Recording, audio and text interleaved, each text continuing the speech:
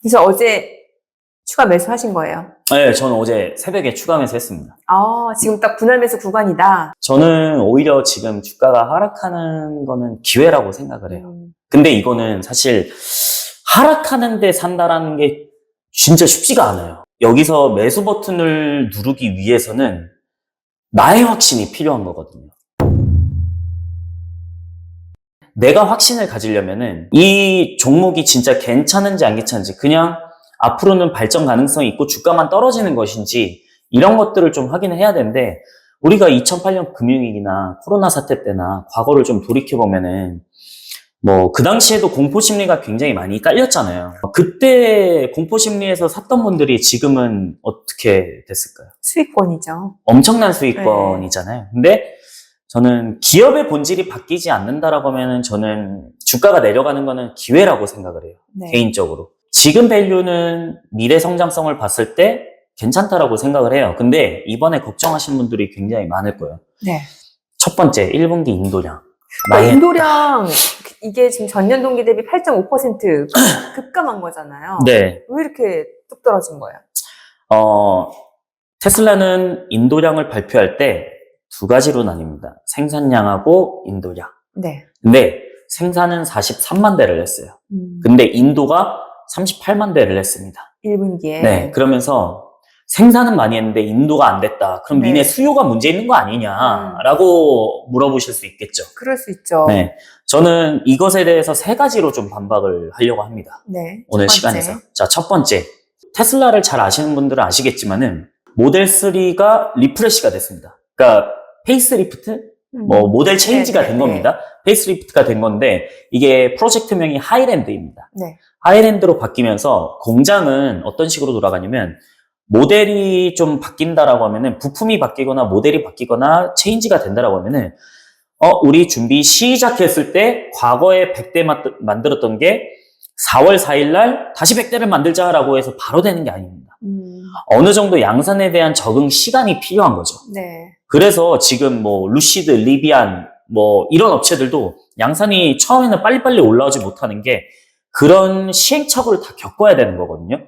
근데 첫 번째는 리프레시가 되면서 이제 양산에 대한 부분들이 조금은 차질이 생겼다. 그러면은 미국에서 1월 달에 하이랜드가 출시가 됐습니다. 그럼 1분기잖아요. 이제 생산을 시작하는 단계인 거죠. 바뀐 단계인 거죠.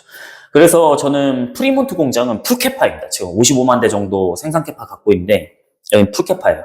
근데 이제 적응되는 시간을 좀 빌어야 되는 거고, 양산이 정상적으로 시간이 지날수록 정상화될 것이다. 그 다음에 두 번째는 뭐냐면 홍해 물류 대란. 제가 이거는 자료를 가져왔는데 그 화면을 보시면은 지금 테슬라 전체적으로 지구에 있는 바다에서 배로 나르잖아요. 차는 배로 나르고 있는데 테슬라를 수출하는 배가 총 7대가 있습니다. 네. 어제자 기준으로 7대가 있는데, 이 선박들이 인도가 배에서 차를 내리고 인도까지 해야지만 카운트가 집계가 됩니다. 인도량으로. 네, 인도량으로 집계가 됩니다.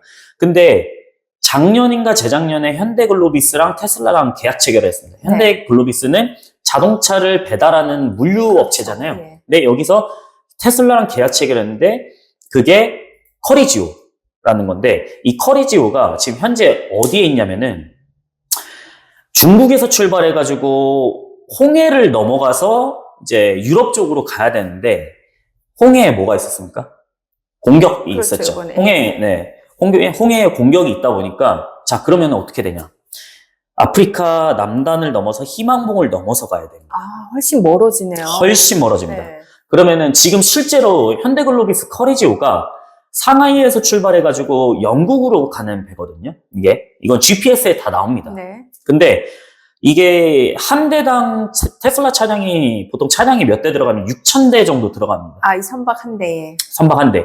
그러면은 제가 단순 계산했을 때 7대가 지금 바다에 떠 있다고 그랬죠. 네. 그러면 지금 6,000대 선박이 된다라고 하면은 배마다 다 다르겠지만은 6, 7에 40이면 42,000대이지 않습니까? 그러면 그 인도량 차이가 어느 정도 맞다라는 거죠.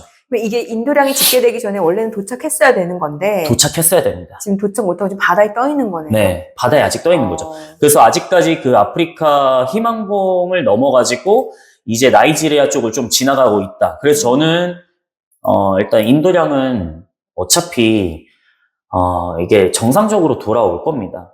그리고 생산도 프리몬트나 기가상하이에서 모델3 하이랜드를 만들고 있는데 모델3 하이랜드가 중국 내수에서 팔리는 게 있고 유럽 쪽으로 수출하는 게 있습니다. 그래서 이걸 나눠서 판매를 합니다. 근데 그 나눠서 가는 부분들이 사실 어떻게 보면은 아직 숫자에 집계는 되지 않는다라는 거죠. 그 다음에 아직 풀캐파로 돌아가지도 않고 있고. 저는 너무 걱정하지 않으셨으면 좋겠다. 이게 딱 그러면은 지금 생산량과 인도량의 차이 4만 대 차이가 딱 이 정도인 거네요. 시장 예상치하고도 이 정도 차이고. 그쵸. 월가에서 생산량 대비해가지고 43만 대 했다라고 하면 얼추 맞는 거거든요. 그러네요. 네. 근데 우리가. 이거는 이제 2분기 인도량으로 집계가 되는 건가요?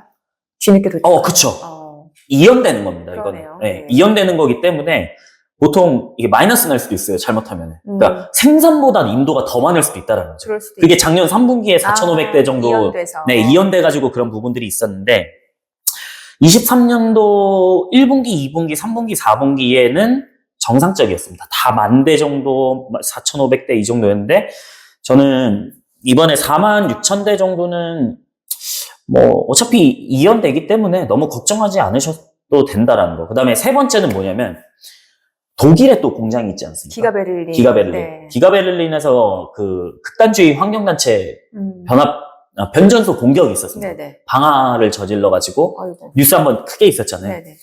그래서 그때 공장 가동 중단이 한 7일 정도 있었습니다. 근데 그때 독일 검찰에서는 테러리스트로 이렇게 해가지고 하겠다라고 했는데 그러니까 환경단체를 좀 감싸진 않았다는 거죠. 그래서 이런 일시적인 이벤트로 인해 가지고 주가가 떨어진다라고 하면은 저는 오히려 좀 기회라고 생각을 하고 있고 물론 지금 100% 다 사라는 말씀을 드리는 건 아닙니다. 네네. 저는 제가 바라본 뷰를 그냥 참고만 하시면 좋을 것 같고 저는 계속 공부를 하면서 이 종목에 대한 좀 확신을 좀 갖고 있기 때문에 저도 틀릴 때가 많죠, 사실은. 네. 근데 그 부분들을 한번 보셨으면 좋겠다. 그 다음에 이제 모멘텀은 뭐냐면 완전 자율주행, FSD. 완전 자율주행. 네. 이건 다른 얘기인데 사이버 트럭 지금 소식이 어떻게 되고 있어요? 아직 사이버 트럭 예약하셨잖아요.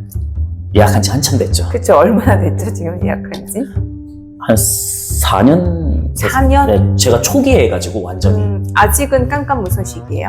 그쵸. 왜냐면 미국에서도 아직 인도 예약자가 너무 많은데 그리고 우리나라 들어오려면 이제 국토교통부 허가를 받아야 되잖아요. 이 차가 적합한지, 내연기관차는 배기가스 검출, 아니면 전기차면은 어떤 식으로 위험 가능성, 이런 것들 다 측정을 해야 되는데, 아직 그 측정도 안 됐다. 그래서 그게 좀 돼야 된다. 허가를 받아야 된다. 근데 미국에서 수요가 너무 많아가지고. 그래요. 아직 멀었어요. 기다리고 있습니다. 지금. 우리 술술경제 한번 타고 나타나는 거 찍어야 되는데. 제가 초창기에 예약해가지고, 그러니까. 나오면 바로. 그러니까. 네.